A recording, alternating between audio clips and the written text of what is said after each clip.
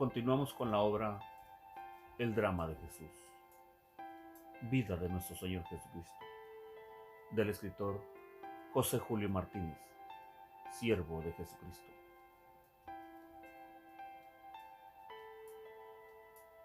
Capítulo 27. Aparece el enemigo. Aquella irritación de sus paisanos fue un episodio pasajero. Durante estos primeros meses, sienten los pueblos tal entusiasmo y admiración creciente por el amable maestro, que ya no podía entrar abiertamente en las ciudades y que tenía que andar por parajes desiertos para evitar las aclamaciones ruidosas. Y su fama se extendía cada día más, y acudían a él pueblos en masa para oírle y ser curados de sus enfermedades. Los primeros días de la predicación de Jesús, hermosos días de la predicación de Jesús, en los que aquellas muchedumbres dan curso libre a su amor por él, mezclado con algún interés por los milagros que les hacía, pero libre de cualquier murmuración o protesta, y mucho más de cualquier enemistad o contradicción. Aurora triunfal y breve, en la que pronto se levantarán las primeras nubes precursoras de días trágicos. Al cabo de algunos días, Jesús entró de nuevo en Cafarnaúm, y corriendo la voz de que estaba en la casa, acudieron tantos que no cabían ya ni delante de la puerta. Él, sentado, les enseñaba, y estaban también sentados allí los fariseos y doctores de la ley, que habían venido de los lugares de Galilea, de Judea y de Jerusalén. Los fariseos, los que se consideraban separados, eso significa la palabra fariseo, los que se tenían por más justos que los demás y despreciaban a todos. Y los doctores de la ley, los llamados también escribas o letrados, los que en vez de repartir al pueblo el pan de la verdadera instrucción religiosa, se detenían en explicar minucias y ridiculeces de tradiciones humanas. Ya han entrado de lleno en la escena del drama de los enemigos de Jesús. Y no es extraño que hayan venido a oírle desde la capital. La profunda conmoción religiosa producida por la predicación de Jesús en Galilea ha repercutido lejos y los ha puesto en estado de alarma. Quieren conocer con sus propios ojos al nuevo profeta, que se ha ganado el amor del pueblo, y están allí, observando, espiando.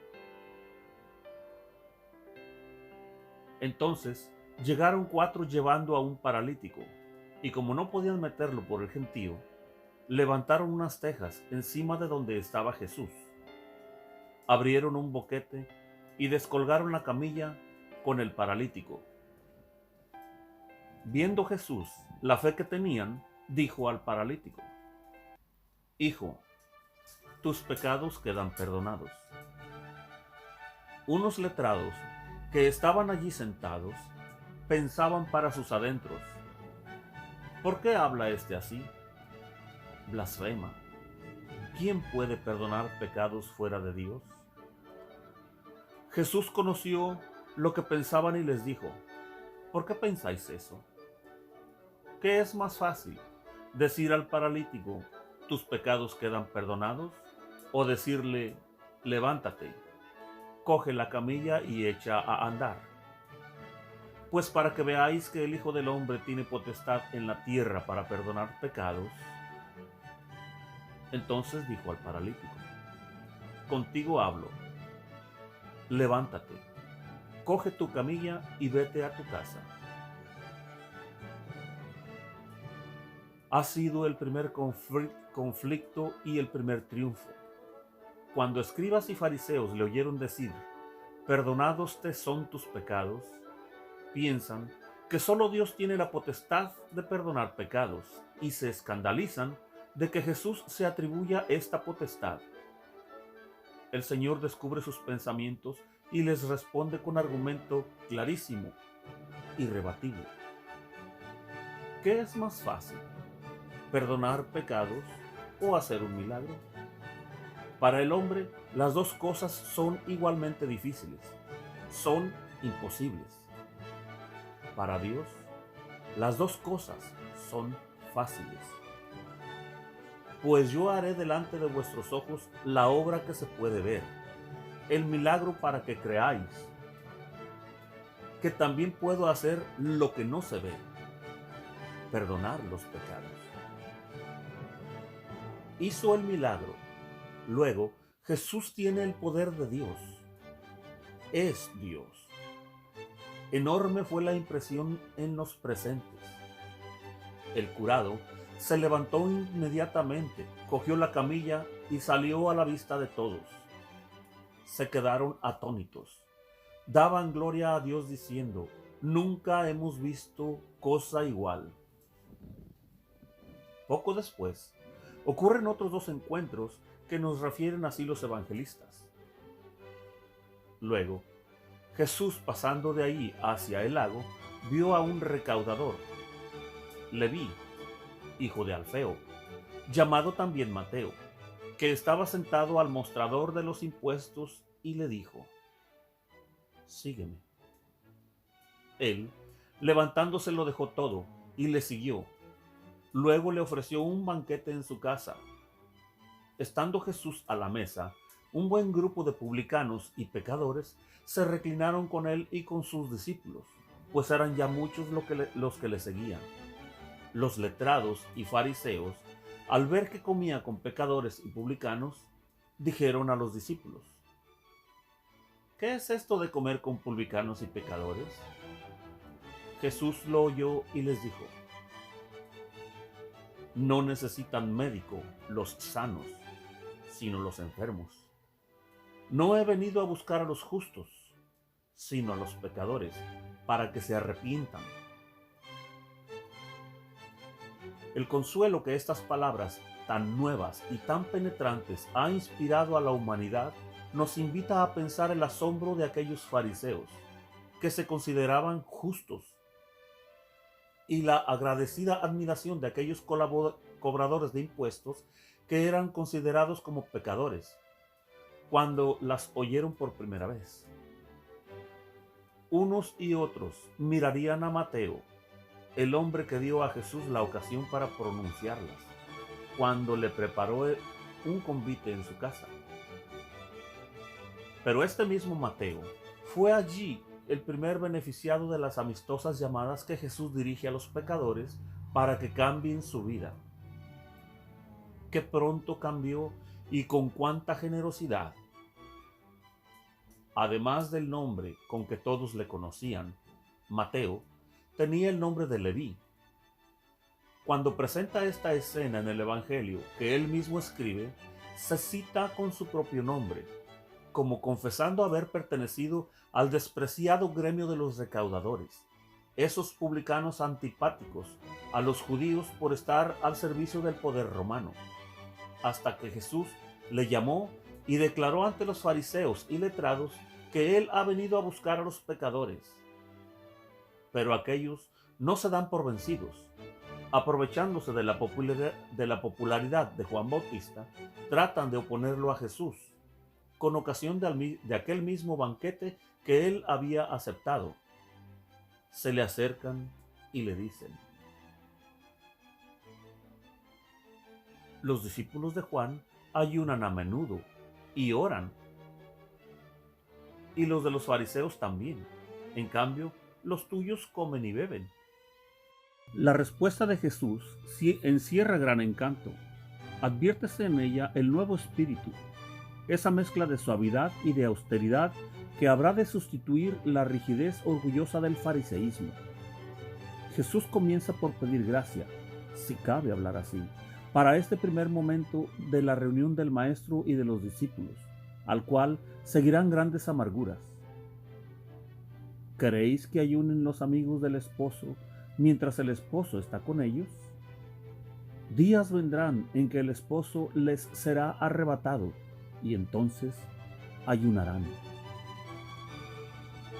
Y con una comparación casera acerca del vino nuevo que no se encierra en odres viejos, termina dejando comprender que aquellas objeciones antiguas no tenían sentido ante la santa novedad de las cosas que iban a llegar.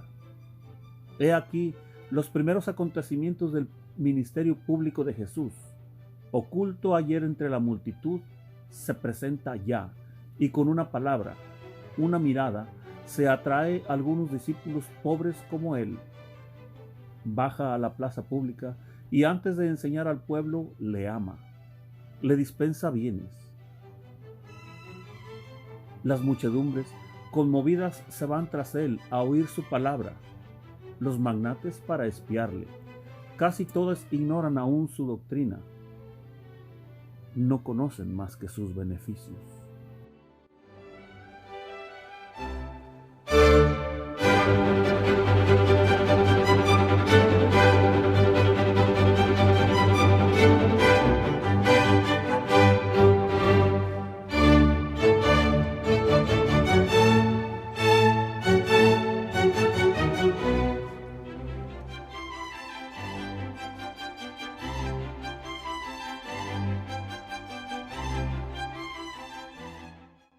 Capítulo 28.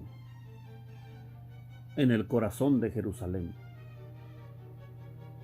Fariseos y escribas han iniciado sus ataques contra Jesús. Él no los teme. Llegada la fiesta solemnísima de Pascua, se presenta en medio de ellos, en su ciudad de Jerusalén, donde eran los amos del pueblo. Nos dice San Juan que estaba presente. Hay en Jerusalén, junto a la puerta de las ovejas, una piscina que llaman en hebreo Betseda. Esta tiene 5 soportales y allí estaban echados muchos enfermos, ciegos, cojos, paralíticos que guardaban el movimiento del agua, porque a intervalos un ángel bajaba a la piscina y removía el agua, y el primero que entraba después de removerse el agua quedaba curado de cualquier enfermedad que tuviera. Estaba también allí un hombre que llevaba 38 años enfermo. Jesús, al verlo echado y sabiendo que ya llevaba mucho tiempo, le dice: ¿Quieres quedar sano? El enfermo le contestó: Señor, no tengo a nadie quien me meta en la piscina cuando se remueve el agua. Para cuando llego yo, otro se me ha adelantado. Jesús le dice: levántate, toma tu camilla y echa a andar. Y al momento, el hombre quedó sano, y tomó su camilla y echó a andar. Aquel día era sábado, y los judíos dijeron al hombre que había quedado sano: hoy es sábado, y no se puede llevar la camilla. Él les contestó: el que me ha curado es quien me ha dicho: toma tu camilla y echa a andar. Ellos le preguntaron: ¿quién es el que te ha dicho que tomes la camilla y eches a andar? Pero el que había quedado sano no sabía quién era, porque Jesús, aprovechando el barullo de aquel sitio, se había alejado. Más tarde, lo encuentra Jesús en el templo y le dice: mira, has quedado sano. No peques más, no sea que te ocurra algo peor. Se marchó aquel hombre y dijo a los judíos que era Jesús quien le había sanado. Los judíos acosaban a Jesús porque hacía tales cosas en sábado. Pero él les dijo: mi Padre sigue actuando, y yo también actúo. Crecía en ellos el deseo de matarle, porque no solo violaba el sábado, sino que a Dios llamaba Padre suyo, haciéndose igual que a Dios. Ha sido majestuosa la respuesta de Jesús, único hombre que puede dar tales respuestas. Mi Padre no cesa de gobernar el mundo día tras día. Para Él no hay sábado, pues también yo puedo hacer mis obras todos los días, porque soy igual a mi Padre. Así habla Jesús en el lugar más santo del mundo, el templo de Jerusalén. Así habla ante el auditorio más autorizado, los príncipes y los sabios del pueblo de Israel, pueblo de Dios. Así habla en los días solemnes, los de la gran Pascua, cuando a miles de peregrinos pueden llegar sus palabras. Él ha venido para dar testimonio a la verdad. Los judíos, los dirigentes del pueblo, entendieron el discurso de Jesús, no encuentran argumentos para rebatirlo y deciden acudir a la violencia, matarle. Esa degradante escapatoria que los que se reconocen justamente vencidos, pero Jesús no les tiene miedo. Siempre maestro de la verdad que nos salva, sigue exponiendo sus relaciones con el Padre que desbordan las fronteras puestas por nosotros entre la vida y la muerte, y siempre suenan a revelación de la actualidad. Os lo aseguro, el Hijo no puede hacer por su cuenta nada que no vea hacer al Padre. Lo que hace éste es lo mismo que también hace el Hijo, pues el Padre ama al Hijo y le muestra todo lo que Él hace, y le mostrará obras mayores que ésta para vuestro asombro. Lo mismo que el Padre resucita a los muertos y les da vida, así también el Hijo da vida a los que quiere, porque el Padre no juzga a nadie, sino que ha confiado al Hijo el juicio de todos, para que todos honren al Hijo como honran al Padre. El que no honra al Hijo, no honra al Padre que lo envió. Os lo aseguro, quien escucha mi palabra y cree al que me envió, posee la vida eterna y no será condenado, porque ha pasado ya de la muerte a la vida. Os aseguro que llega la hora, y ya está aquí, en que los muertos oirán la voz del Hijo de Dios, y los que hayan oído vivirán. Porque igual que el Padre dispone de la vida, así ha dado también al Hijo el disponer de la vida, y le ha dado potestad de juzgar, porque es el Hijo del Hombre. No os sorprenda que venga la hora en que los que están en el sepulcro oirán su voz. Los que hayan hecho el bien saldrán a una resurrección de vida. Los que hayan hecho el mal a una resurrección de condena. Tenía que ser impresionante oír una voz que se anuncia como potente para despertar a los muertos en el último día.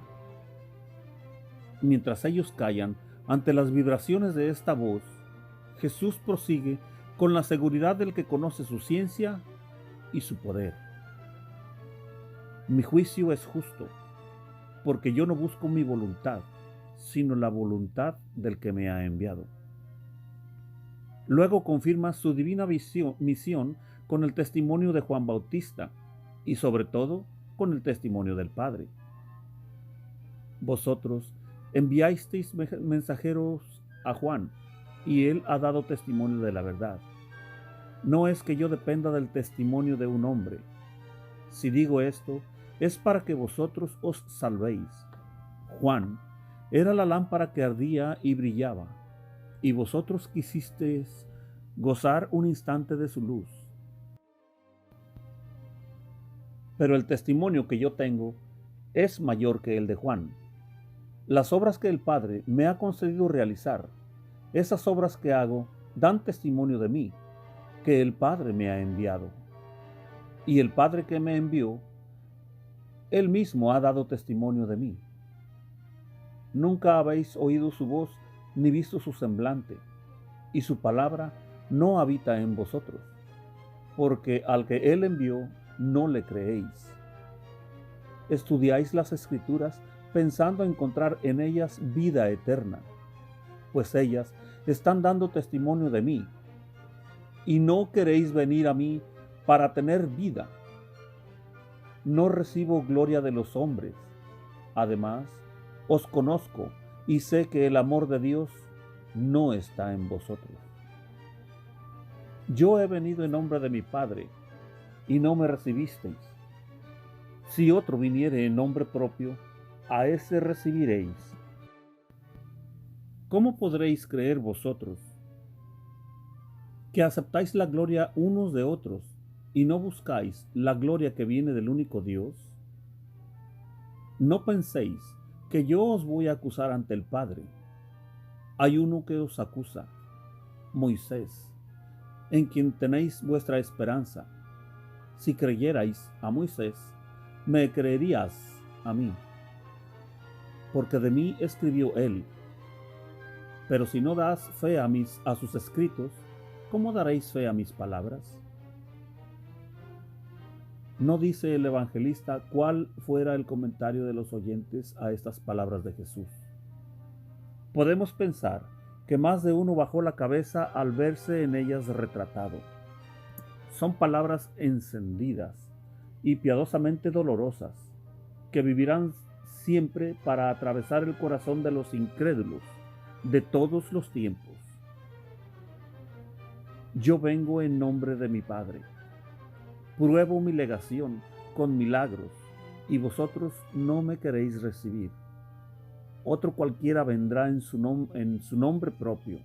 No traerá prueba ninguna, a ese recibiréis vosotros. Yo no busco la gloria de los hombres, yo quiero vuestra salvación. Vosotros no queréis creer porque no tenéis amor de Dios. Andáis mendigando alabanzas unos de otros y no queréis venir a mí para...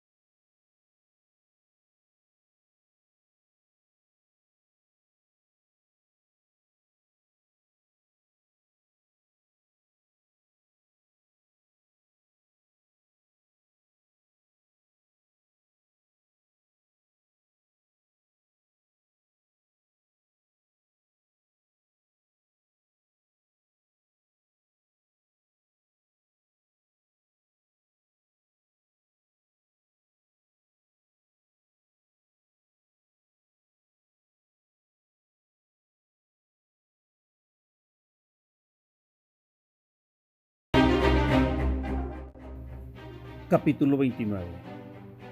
¿Qué haremos para perderlo?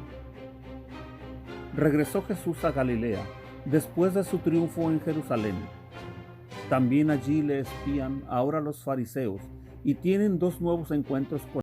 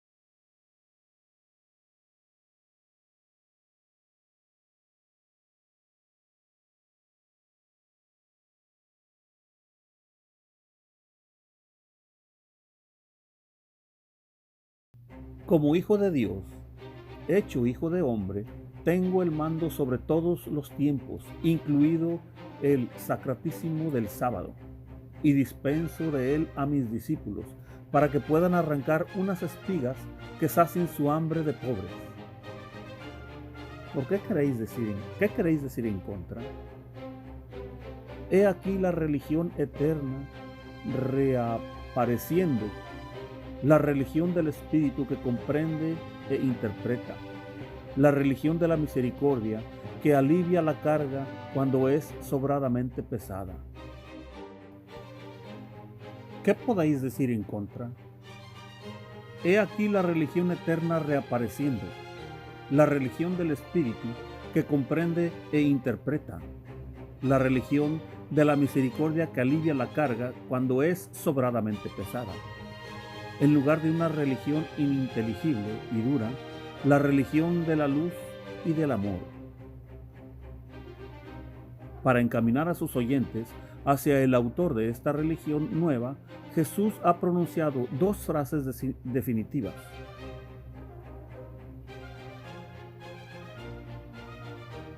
Aquí está el que es mayor que el templo. Yo soy el dueño del sábado.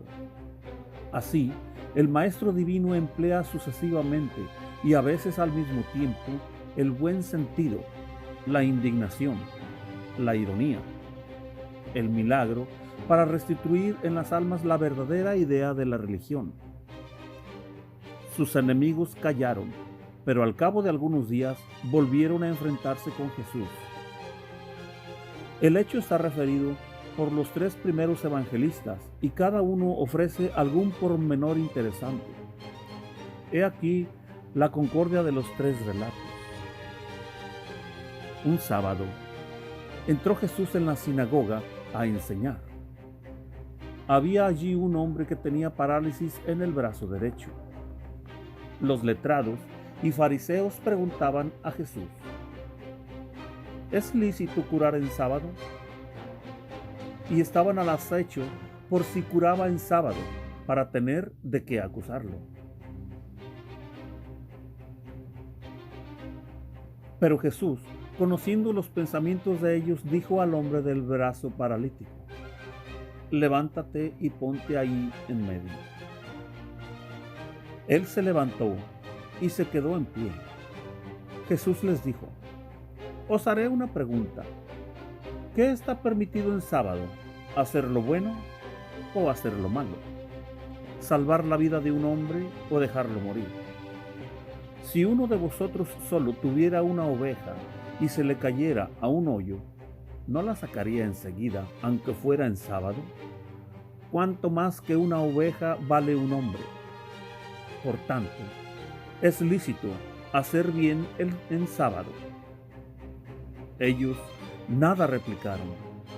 Jesús, mirándolos con indignación y dolido al verlos tan obstinados, dijo al hombre: extiende el brazo.